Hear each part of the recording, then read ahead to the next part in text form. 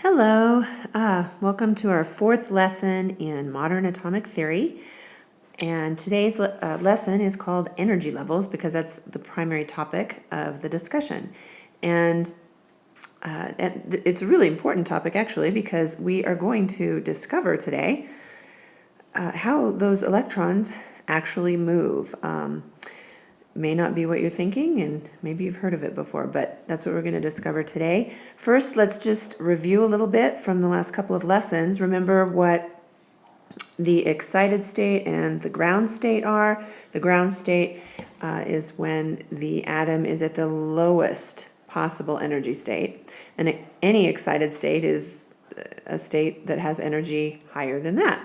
So if you remember that we have our excited atom here, and when that excited atom that has some energy in it falls back down to a lower state, it releases a photon of light, and that energy is equal in that photon to the amount of energy that was lost when that atom moved from the higher energy state to the lower energy state. So also, this is just another one to remember that we've already discussed, that different wavelengths carry different amounts of energy per photon. So if we have wavelengths down here, these are very high energy photons down here. They're short wavelengths though.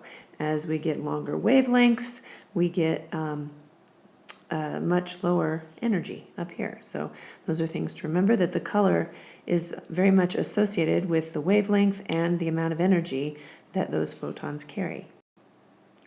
So let's talk about the atom hydrogen. It's the most simple atom that there is, and there's only one electron in each of those hydrogen atoms. So here we have 4 hydrogen atoms in ground state, and the diagram just shows each of these atoms absorbing a different amount of energy and rising to a different energy level.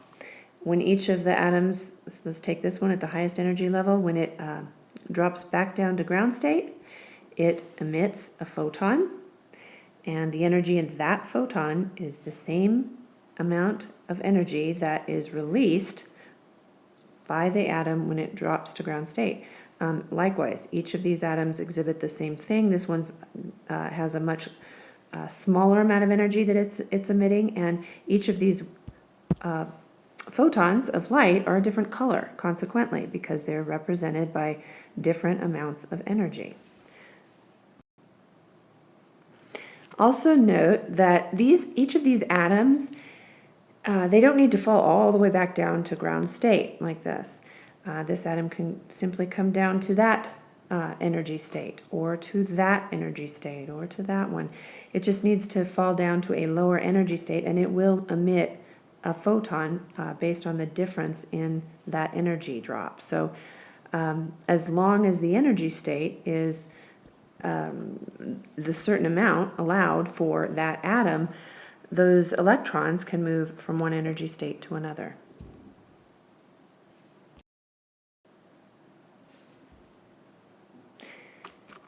So here is another representation for hydrogen.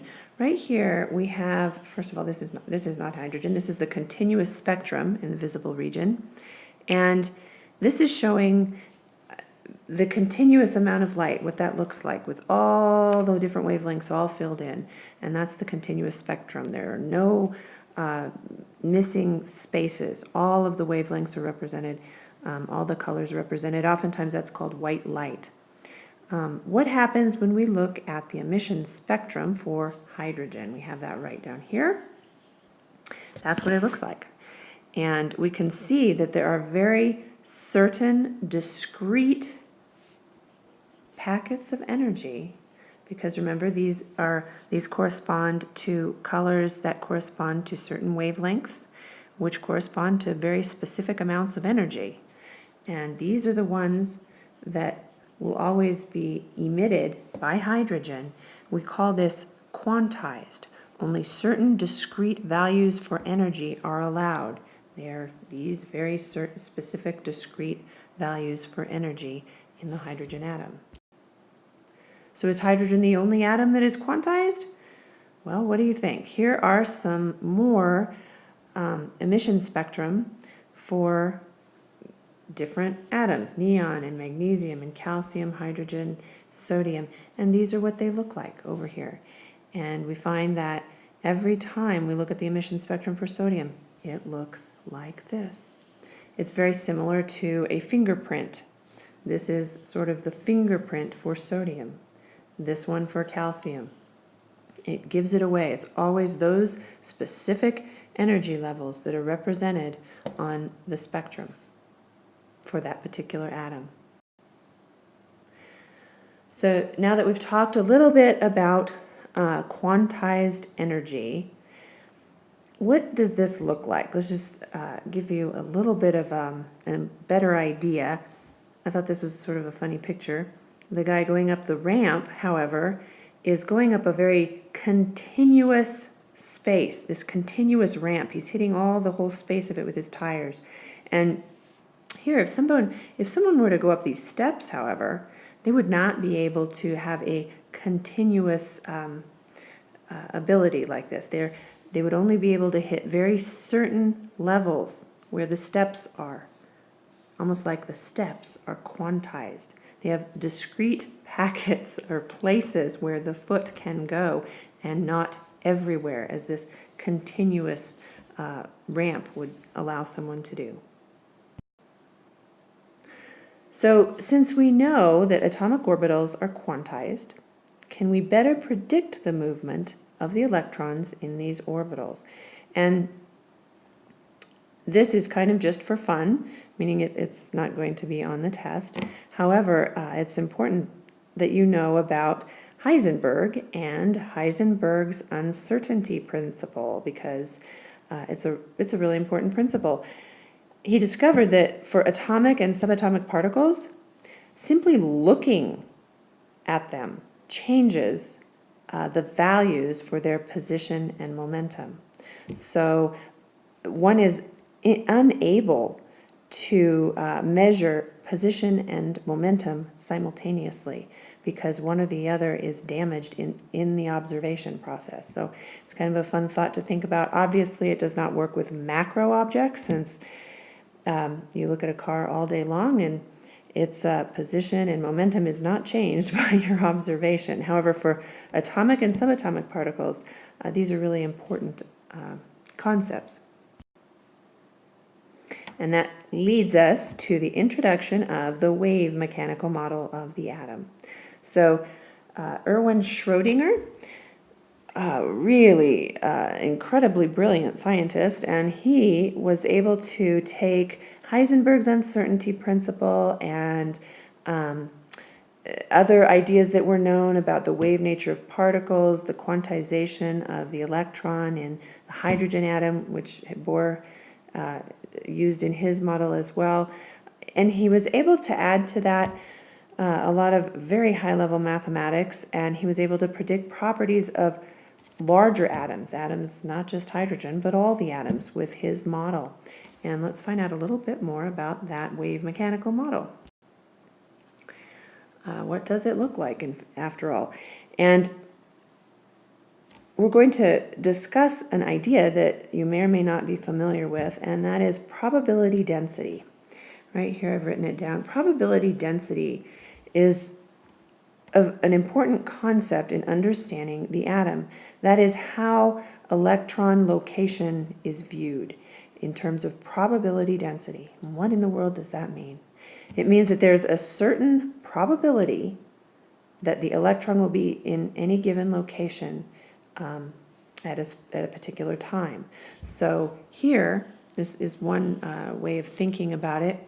The density of black color is proportional to the probability of finding the electron in that region. So if we're here in the middle, it's very dense. The black color is extremely dense, and it's highly likely that we're going to find our electron somewhere in this very dense region. As we come out here, that density goes down, and so there is less probability that we will find the electron here, and even less probability that we'll find it here, and a lot less here, and so forth and so on. So the probability density is simply thinking about how likely is it that I'm going to find the electron in that particular space. Here I just put a picture of the Earth's atmosphere because I thought it was another sort of illustration of how you might think of probability density. When you're down on the surface of the Earth, there's a high probability that you will find some oxygen molecules. In fact, oxygen molecules are much more dense when you're closer to the surface. As you rise in elevation and get further and further away from the surface of the Earth, the density of oxygen goes down, and there is much less probability that you're going to find many oxygen molecules, and even less the further and further and further and further out and away from Earth that you go. So it was just another way of thinking about probability density. So here I simply mentioned this because later on we will be talking about quantum numbers, which are how we are going to define the orbitals. Orbitals, remember, are not circular orbiting patterns. They are energy levels, and the quantum numbers define those.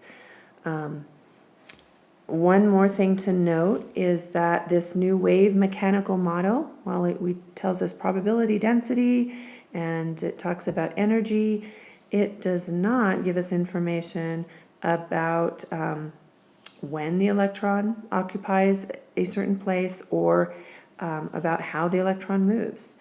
And it is some probability that we may never know the details of electron motion. Seems to be very complex.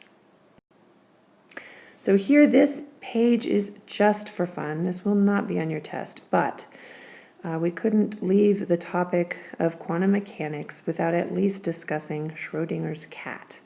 You've probably heard of Schrodinger's cat before, but the cat is the subject of Erwin Schrödinger's thought experiment, which he conducted a number of these, where he would think about putting a cat in a bunker with poisonous gas that has a 50 chance of killing the cat, and well, what does that mean? The cat has a 50% chance of being dead, 50% chance of being alive, but not both.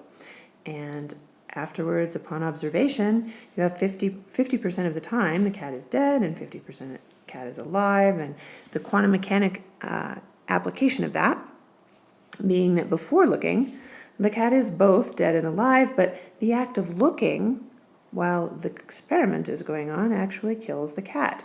And he continues to hypothesize some more theories about things from the cat's perspective. And if you are interested, go to the YouTube video on Schrödinger's cat, because it's less than 2 minutes long, and they do a really great job of quickly sketching out this idea of Schrödinger's cat, and then you too will be able to laugh at the Schrödinger's cat jokes. So hope you've enjoyed this section on energy levels, and now you know what those electrons are all doing. So see you in class.